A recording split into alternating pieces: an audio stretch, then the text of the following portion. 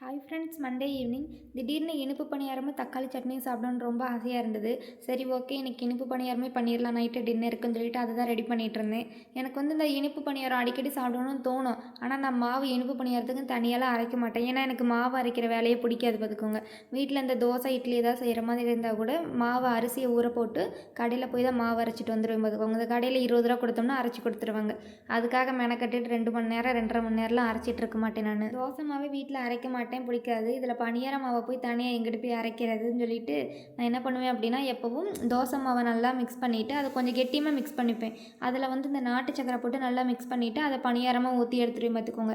அதுக்கும் இதுக்கும் ரொம்பலாம் டிஃப்ரென்ஸ்லாம் வராது. பொங்கலில் யாருக்காவது என்ன மாதிரி பணியாரம்னா ரொம்ப பிடிக்கும், ஆனால் பணியார மாவுலாம் அரைக்க தெரியாது அப்படின்னா நீங்கள் இந்த மாதிரியே மெத்தட்லேயே நீங்கள் ட்ரை பண்ணலாம். தோசை மாவுலேயே இப்போ நாட்டு சக்கரை மிக்ஸ் பண்ணிக்கலாம்.